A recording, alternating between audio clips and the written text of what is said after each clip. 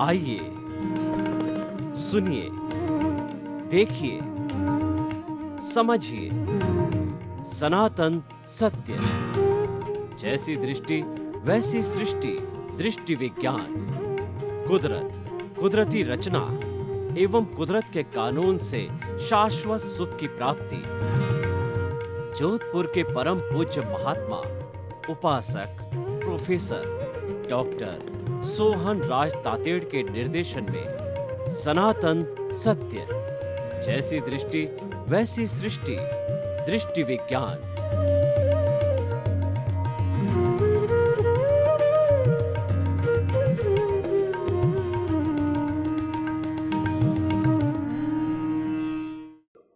भाई और बहनों, मातृशक्ति को नमन।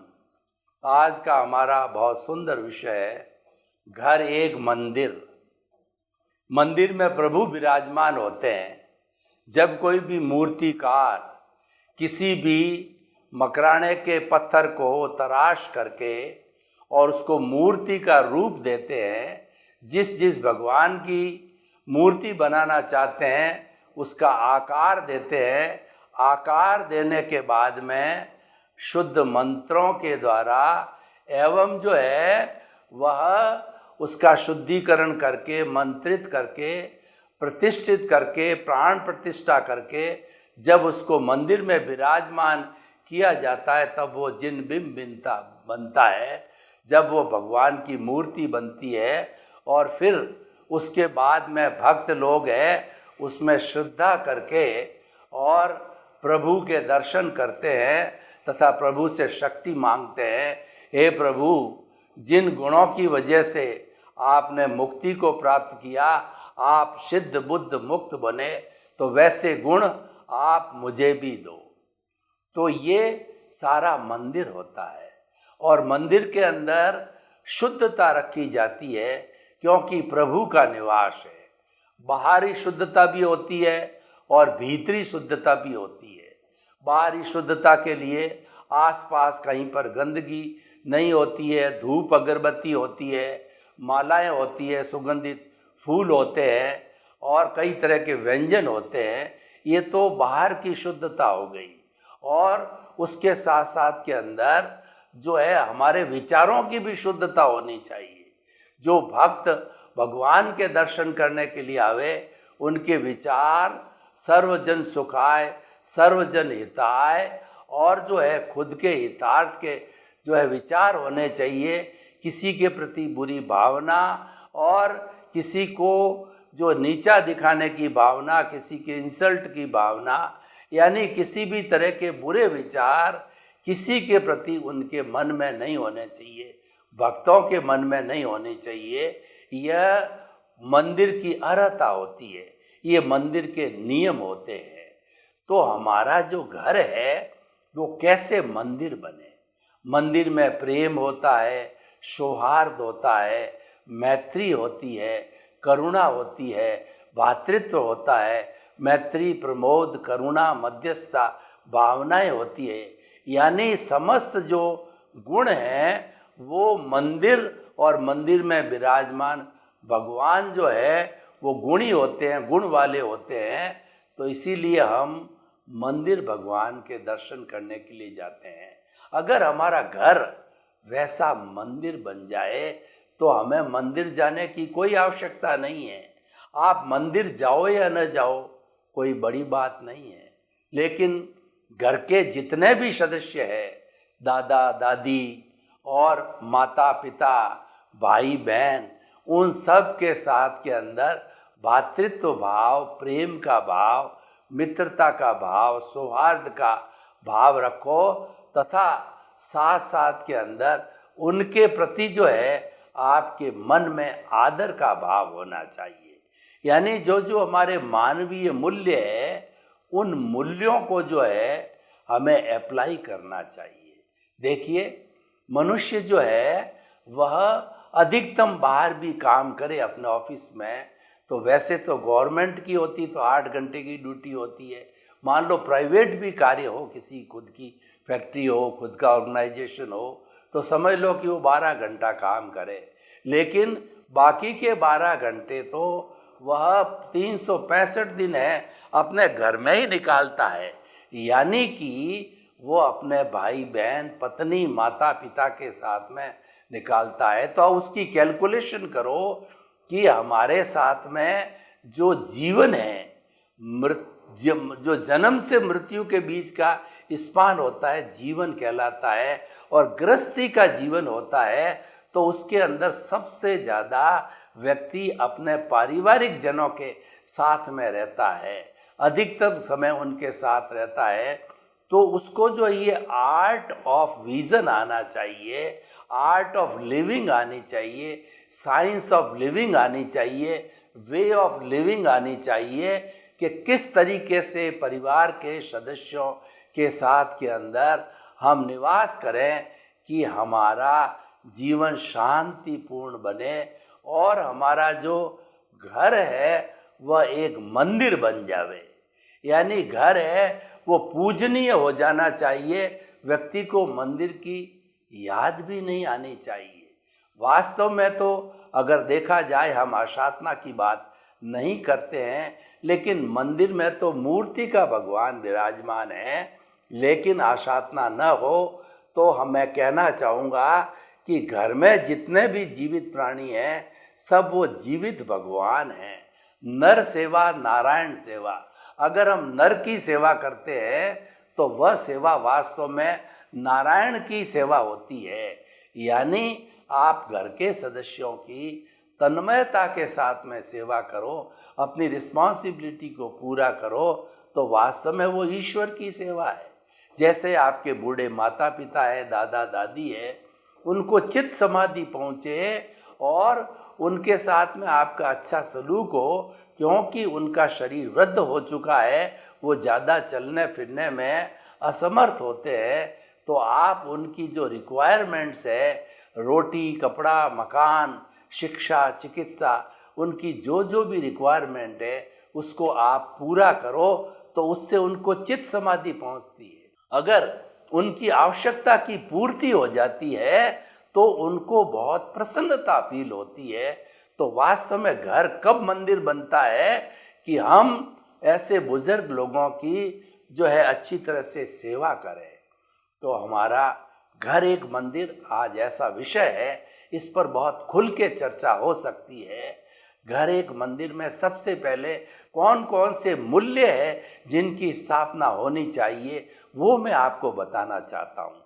सबसे बड़ा गुण है सहनशीलता, यानी चाहे छोटा हो या बड़ा हो, कोई भी सदस्य हो, उसके अंदर सहन शक्ति होनी चाहिए। अगर मान लो बुजुर्ग ने कुछ कह दिया तो उसने वापस हाथों हाथ जवाब दिया, हाथों हाथ जो है उसको एक ही जगह 2 सुना दिया, 4 सुना दिया। पत्नी ने कुछ कहा तो पति ने जो है उसको जो है वापस सुना दिया। तो ऐसी क्रिया प्रतिक्रिया जो है वो नहीं होनी चाहिए, बल्कि प्रतिक्रिया विरति होनी चाहिए। यानी कोई कुछ कहे तो हम उसको सहन करें। ये सहनशीलता सबसे बड़ा गुण होता है। सहनशीलता के अंदर निभाव होता है और हमारा जीवन अच्छा बनता है। दूसरा है क्रोध का उपशमन करना। देखिए, छोटी छोटी बातों के अंदर व्यक्ति उबल जाता है। व्यक्ति कोई काम कर रहा है और उसको कह दिया कि तुम ये थोड़ा सा मुझे पानी का लोटा ला करके दे दो, तो उसको गुस्सा आ जाता है कि मैं काम कर रहा हूँ और मुझे पानी का लोटा मंगा दिया। तो कोई बात नहीं है, वो बोल के कह सकता है मेरा हाथ का काम जरूरी है, मैं पूरा करके पानी का लोटा लाता हूँ। तो इस तरीके से तालमेल सामंजस्य की बात होनी चाहिए और छोटी छोटी बातों के अंदर उबलना, क्रोध नहीं करना चाहिए। तो जब छोटी बातों में हम क्रोध के अंदर उबल जाते हैं तो फिर हमारा भी मूड ऑफ हो जाता है और घर के सदस्य जिस पर क्रोध किया जाता है वह व्यक्ति भी जो है क्रोधित हो जाता है, उसका भी मूड है वो ऑफ हो जाता है। और आप देखिए कि गुस्सा जो है एक ऐसी चीज़ है जो व्यक्ति को गर्म कर देता है। देखिए, एक उदाहरण है कि फ्रीज का चिल्ड पानी है, उस चिल्ड पानी को जो है एक बच्चा अपने हाथ में लेके आया और उसने कहा कि इस चिल्ड पानी को कैसे गर्म किया जा सकता है। कोई उसका जवाब नहीं दे सका। तो चिल्ड पानी है, उसने अपने दादा के सिर के ऊपर डाला तो दादा को इतना ठंडा लगा कि उनको गुस्सा आ गया और वो उस अपने पोते को डांटने फटकारने लगे। पोते ने कहा, देखो ये मेरा चिल्ड पानी गर्म हो गया, उबलने लग गया। यानी मनुष्य एक ऐसा व्यक्ति है जो कि थोड़ी सी जो है समय के अंदर असहनशीलता को प्राप्त करके और वह उबलने लग जाता है। जबकि हमें शांत रहना चाहिए, क्योंकि क्रोध है वह जो है व्यक्ति के जो है अपने खून के अंदर जो है जहर को पैदा कर देता है। क्रोध एक अग्नि है और क्रोध से जो है वशीभूत होकर के व्यक्ति कुछ भी अनशंट बोल देता है। उसको कुछ भी जो है ध्यान में नहीं रहता है कि सामने मेरे बड़े बुजुर्ग हैं या सामने कौन है। इसीलिए घर को मंदिर बनाने के लिए कभी भी व्यक्ति को क्रोध नहीं आना चाहिए। तीसरी बात होती है, घर को अगर मंदिर बनाना चाहते हैं तो त्याग की भावना रखो। घर में 5 सदस्य होते हैं, 10 सदस्य होते हैं। पुराने जमाने में तो संयुक्त प्रथा के अंदर, संयुक्त परिवार प्रथा में 20-20, 30-30, 50-50, 100-100 लोग रहा करते थे। तो जब जॉइंट फैमिली होती है, सब सदस्य होते हैं, तो उनके बीच के अंदर जो है यथा संविभाग होना चाहिए। कोई भी चीज़ खाने की बनती है या पहनने की बनती है, वो तो सामूहिक आती है। तो अपना हिस्सा जो है वो सबके बराबर लेना चाहिए। ऐसा नहीं है कि कोई अच्छा आइटम बना और आपने उस दूसरे के हिस्से को यानी दुगना तिगना खा लिया, ले लिया और दूसरा वंचित रह गया। ये अत्याग की भावना है। ये जो है आपस में भेदभाव खड़ा करता है, मन मुटाव खड़ा करता है और घर एक मंदिर नहीं रहता है। घर को मंदिर बनाने के लिए बहुत से सूत्र है। उसमें से एक सबसे बड़ा सूत्र है कि प्रेम सबसे बड़ा रसायन है। कबीरदास जी ने कहा कि पोथी पढ़ पढ़ जग मुआ और पंडित भया न कोई, ढाई आखर प्रेम का और पढ़े सो पंडित होए। जब आपके भीतर प्रेम की भावना आती है तो सेरोटोनिन आदि आनंददायक हार्मोन्स पैदा होते हैं, क्योंकि प्रेम सबसे बड़ा रसायन होता है और प्रेम में सब कुछ जायज होता है। व्यक्ति प्रेम के वशीभूत होकर के अगर किसी को फटकार देता है, गुस्सा भी कर देता, तो सामने वाला गुस्सा नहीं मानता है, क्योंकि प्रेम में सब कुछ जायज है। इसलिए घर के अंदर प्रेम का वातावरण रहना चाहिए। और प्रेम का वातावरण कब रहता है कि व्यक्ति अनुशासित रहे। अनुशासन बिना प्रेम नहीं हो सकता है। अनुशासन का अर्थ क्या है? अपने भीतर में ईगो की भावना नहीं आनी चाहिए, क्योंकि वो घर तो सबका है और सभी उसमें बराबर बराबर के हिस्सेदार हैं। सभी लोग उसमें बराबर के जो है पांतीदार है। तो कोई व्यक्ति अगर ज़्यादा पढ़ा लिखा है और उनके घर के सदस्यों में कोई अधिक कमा रहा है, तो वह अपने आप को ईगोस्टिक समझ करके अपने छोटे भाइयों पर, छोटी बहनों पर वो रौब गढ़े और अपने कुबेरपति का कहिए या अपनी शिक्षा का कहिए, अपना विद्वान का कहिए, अपना पद का कहिए, घर में जब रौब झाड़ने लग जाता है तो घर मंदिर नहीं रहता है। क्योंकि घर में सबके साथ में समानता का व्यवहार करना चाहिए। और घर को अगर मंदिर बनाना है तो सम, शम और श्रम की नीति पर चलना ही है। सम का मतलब समता भाव। समता भाव का अर्थ ये होता है कि एडजस्ट एवरीवेयर। आपको घर के अंदर कभी ठंडा मिला, कभी गर्म मिला, कभी कपड़ा हल्का मिल गया, कभी कपड़ा भारी मिल गया, कभी भोजन देरी से मिला, कभी भोजन जल्दी मिला, कभी प्रेस होकर के कपड़ा मिला, कभी नहीं मिला, कभी आपको जो है घर का काम करना पड़ गया घर के सदस्य नहीं होने से। तो इन सब सारी परिस्थितियों में एडजस्ट एवरीवेयर करने से समता भाव रहता है। समता भाव का अर्थ होता है कि सहनशीलता रखना, उबलना नहीं है, और व्यक्ति को जो है वह हर चीज़ को अपने समभाव से रहना चाहिए। ये तो सम की नीति हो गई। दूसरा शम। शम का मतलब हमारे भीतर जो है 4 बड़े बड़े नाग फुफकारते रहते हैं, क्रोध, अहंकार, माया और लोभ। क्रोध रूपी ऐसा नाग है जो स्वयं का मूड खराब करता है और सामने वाले का मूड खराब करता है। क्रोध आ जाता है। हम ये नहीं कहते हैं कि व्यक्ति जो है ईश्वर बन गया और उसको क्रोध नहीं आएगा, लेकिन आपका पुरुषार्थ ये होना चाहिए उस क्रोध को शमन करो। क्रोध भीतर आ गया, उसको बाहर प्रकट होने मत दो। ये नाग है, अगर उसने बाहर जीभ निकाल दी तो वो जहर छोड़ देगा, और वो जहर का परिणाम आप जानते हो। तो इसको भीतर ही शमन करो, अपने जो है बाहर जबान के ऊपर उसको मत लाने दो। और माया तो घर के अंदर एक बहुत बड़ा विघटन करने वाली जो है नकारात्मक भाव है। माया से क्या होता है कि माँ को कुछ बोल दिया, पिताजी को कुछ बोल दिया, लड़ा दिया, छोटे भाई को कुछ कहा कान के अंदर, बड़े भाई को उसका विपरीत जाके कर दिया, दोनों को दुश्मन बना दिया। भाई भाभी है तो भाई को कुछ कह दिया, भाभी को उसका विपरीत जाके कह दिया, दोनों के बीच में मिसअंडरस्टैंडिंग खड़ी कर दी।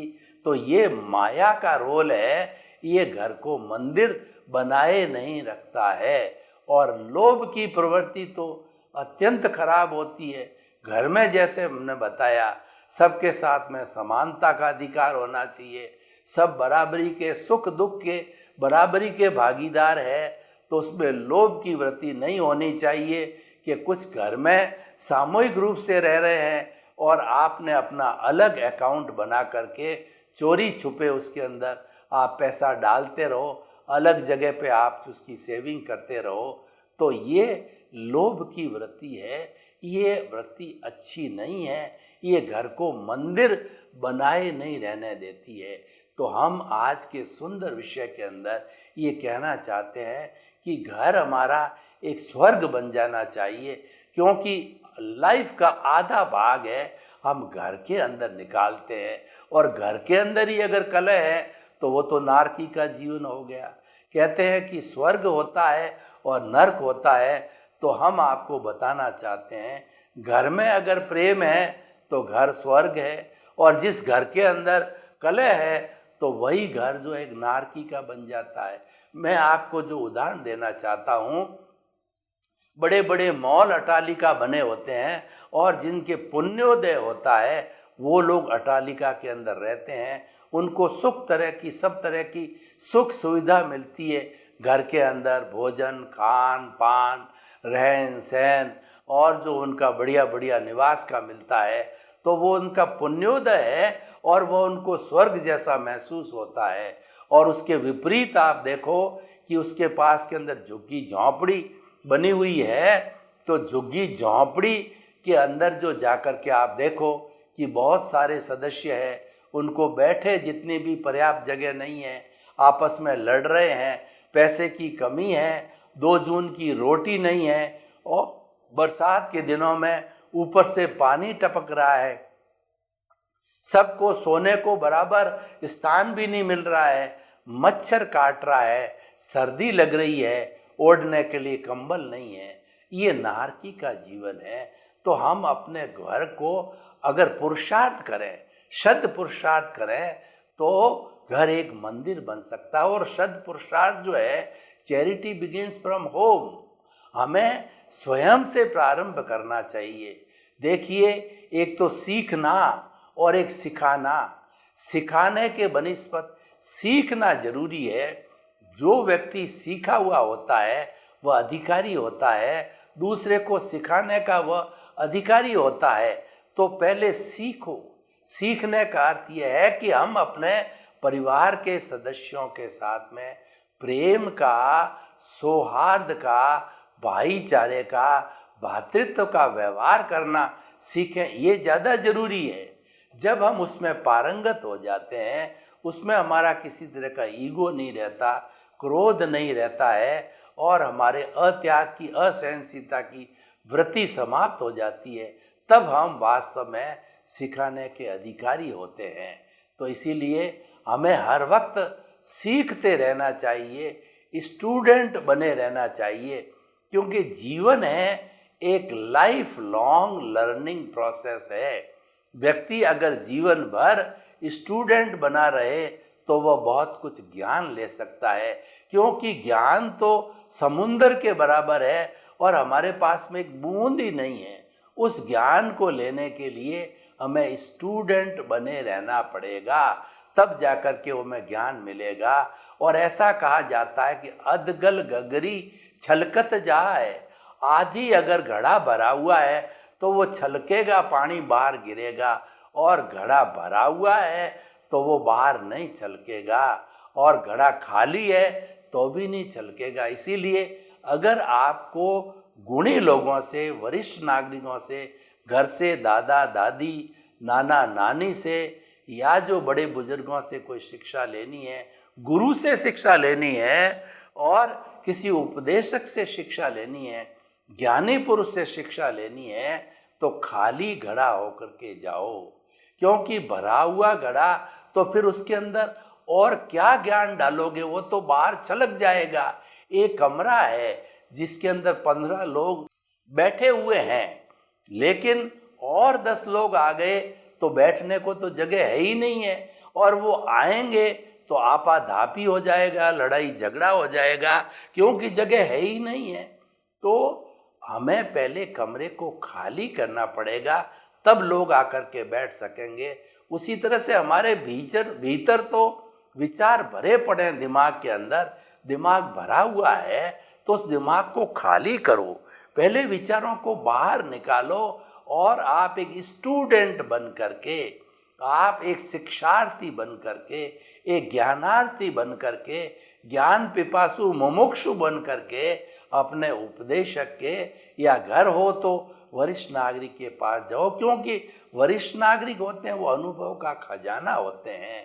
वो जो है हमारी चाल देख के बता देते हैं कि ये बच्चा आगे जा कर के बड़ा बनेगा, या आगे जा कर के ये भटक जाएगा, या आगे जा कर के जो है ये किसी न किसी गड्ढे में जाके, यानी वो जो है गलत दिशा में चला जाएगा। वो चाल को पहचान लेते हैं। देखिए अभी अंतरात्मा पूरे बने नहीं हैं, लेकिन बिठा करके अंतरात्मा और परमात्मा बनने की सारी प्रक्रिया, वो 2 घंटे का ज्ञान हमारे पुण्योदय और उनके अतिशय से जो प्राप्त होता है, उनकी कृपा से जो प्राप्त होता है, उसके अंदर वो सारा हमको जो है मेथड बता देते हैं। हमको प्रीति, जागृति और अनुभव तीनों जो है ये गिफ्ट देते हैं। प्रतीति में तो हमारे भीतर वो एक ऐसा जो है, जो परमानेंट दीपक जला देते हैं कि तुम हमेशा महसूस करो कि मैं शुद्ध आत्मा हूँ, मैं शुद्ध आत्मा हूँ, मैं शुद्ध आत्मा हूँ। इसका जो है वो एक परमानेंट दीपक जला देते हैं। तो ये तो प्रीति हो गई। उसके बाद में हमको वो रियल पुरुषार्थ का तरीका बता देते हैं कि तुम जागृति करो, हरि अनंत, हरि कथा अनंत करो, यानी तुम जो भीतर तुम्हारा शुद्ध आत्मा भगवान है उसकी कथा करो, उसके गुणों की भजना करो, उसके नाम की माला फेरो। और कथा करने वाले जो कथावाचक आते हैं, रामायण की कथा करते हैं, महाभारत की कथा करते हैं, और वो पूरा चातुर्मास 4 महीने निकाल देते हैं। यानी प्रभु के इतने गुण हैं कि 4 महीने तो क्या, 4 जन्म भी निकल जाए तो प्रभु और गुण और गुरु के गुण हैं वो कभी भी संपन्न नहीं होते, क्योंकि वो गुणों की खान होते हैं। तो हमारा भीतर जो प्रभु विराजमान है वह गुणों की खान है। उसकी भक्ति करो, उसके गुणों की कथा करो, इस काम में लग जाओ। ये रियल पुरुषार्थ है, और ये हमको जो है जागृति करा देता है हमारा सदगुरु, या हमारा जो ज्ञानी पुरुष होता है वो वो करा देता है। तो ये अंतरात्मा के बाद उसका फलित क्या होगा? अब उन्होंने प्रतीति तो करा दी, जागृति आपको पुरुषार्थ बता दिया, तो इसका परिणाम क्या मिलेगा? इसका परिणाम मिलेगा कि वह अनुभव में आ जाएगी। देखिए, एक जो है हम बोलते हैं और हम एक महसूस करते हैं, उसमें फर्क होता है।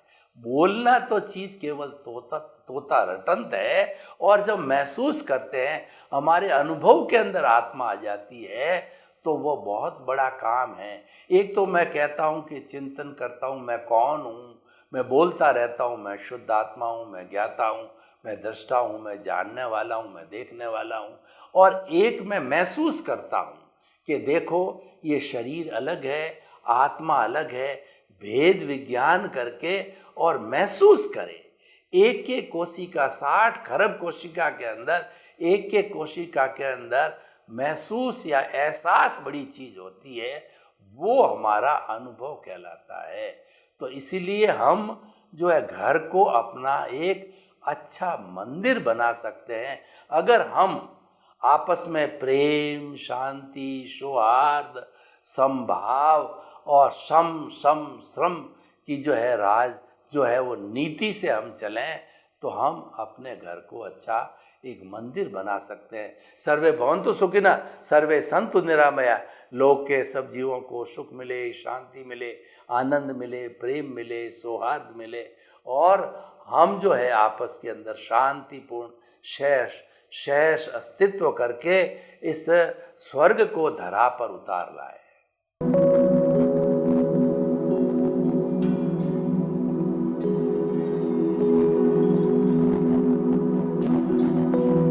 एक ऐसा अंतर्राष्ट्रीय ख्याति प्राप्त मानव जो गुरु प्रेरणा से पिछले 20 वर्षों से वानप्रस्थ जीवन जीते हुए 24 घंटे मानवता की सेवा में संलग्न है। एक ऐसा मानव जो अभी राष्ट्रीय, अंतर्राष्ट्रीय टीवी चैनलों पर 7,500 एपिसोड के माध्यम से सनातन सत्य, आत्मविज्ञान एवं पुनरुत्थान, व्यवहार एवं निश्चय जगत के जीवनोपयोगी विषयों पर हृदय स्पर्शी प्रवचन कर चुका है। उस मानव का नाम है महात्मा उपासक प्रोफेसर डॉक्टर सोहन राज तातेड़। प्रोफेसर तातेड़ द्वारा योग, दर्शन, शिक्षा विषयों पर रचित पीएचडी स्तर के 250 शोध ग्रंथ भारत के 100 प्रतिष्ठित विश्वविद्यालयों में शोधार्थी पढ़ रहे हैं तथा वे सभी शोध ग्रंथ वहां की सेंट्रल लाइब्रेरियों में उपलब्ध हैं। महात्मा सोहन राज ने अभी तक हजारों स्कूलों, कॉलेजों, विश्वविद्यालयों एवं संस्थाओं में सेमिनार, वर्कशॉप, कैंप लगाकर लाखों विद्यार्थियों को योग, दर्शन, शिक्षा का प्रशिक्षण देकर उन्हें सुसंस्कारित किया। डॉक्टर तातेड़ ने भारतीय संस्कृति उत्थान के 4000 से अधिक समसामयिक विषयों पर आर्टिकल लिखकर ऑनलाइन जर्नल, पत्रिकाओं, वेबसाइट्स पर प्रकाशित किया, जिसका उपयोग लाखों पाठक कर रहे हैं। उपासक तातेड़ के 5000 से अधिक आज का सुविचार, आज का शुभ संदेश, आज का मंगल भावना योग आदि चिंतन websites, Twitter, blogger, Facebook, YouTube माध्यमों से लाखों लोग अपना जीवन निर्माण कर रहे हैं। मानवता के मसीहा ऐसे महामानव महात्मा सोहन राज तातेड़ के प्रोफाइल को अभी तक विश्व के 20 लाख दर्शक यूट्यूब पर, 12 लाख गूगल पर एवं लाखों दर्शक फेसबुक, ब्लॉगर, ट्विटर और इंस्टाग्राम पर देख चुके हैं।